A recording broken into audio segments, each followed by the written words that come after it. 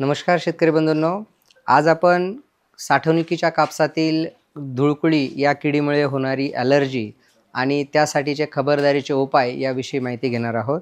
कापूस साठवल्यानंतर सुद्धा त्या ठिकाणी जास्त काळ राहणार असेल तर धूळ साठणार नाही यासाठी खिडक्या असतील त्यांची जाळी जळमटं किंवा त्या ठिकाणी वेळच्या वेळी झाडलोट करणं आणि या ठिकाणी हाताळत असताना मजुरांनी काळजी घेणं गरजेचं आहे।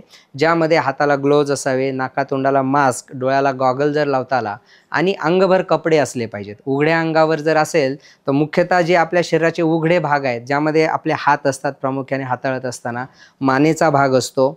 कधी कधी जर आपण शर्ट न घालता बनियन असेल किंवा उघड्या अंगाने हाताळत असू तर त्या उघड्या भागावर, पाठीवर आणि पोटावर सर्वप्रथम आपल्याला चट्टे आलेले दिसतील किंवा पुरळ आलेले दिसतील।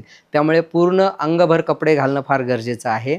आणि जर साठवल्यानंतर सुद्धा हा प्रादुर्भाव दिसत असेलच तर प्रोपोक्झर नावाचं जे कीटकनाशक आहे 25% EC हे त्याचं फॉर्म्युलेशन आहे, बाजारामध्ये मिळतं। ते 25 मिली प्रति लिटर पाण्यामध्ये घेऊन त्याची आपण फवारणी करू शकता। परंतु साठवलेल्या कापसावर फवारणी करत असताना काळजी एक घ्यायची, पाण्याचं प्रमाण हे जास्त होऊ द्यायचं नाही, कारण जास्त जर ओलावा त्या ठिकाणी तयार झाला तर कापसाला बुरशी लागू शकते, साठवणीमध्ये तो काळपट पडण्याची शक्यता असते किंवा त्याची गुणवत्ता खराब होऊ शकते। म्हणून साठवलेल्या कापसात फवारणी करताना पाण्याचं जे द्रावण आहे त्याचं प्रमाण हे कमी वापरायचं। रिकामं गोडाऊन असताना आपण त्याची चांगल्या पद्धतीने निर्जंतुकीकरण करणं गरजेचं आहे, परंतु साठवलेल्या कापसामध्ये थोडंसं ही काळजी आपल्याला घेणं गरजेचं आहे।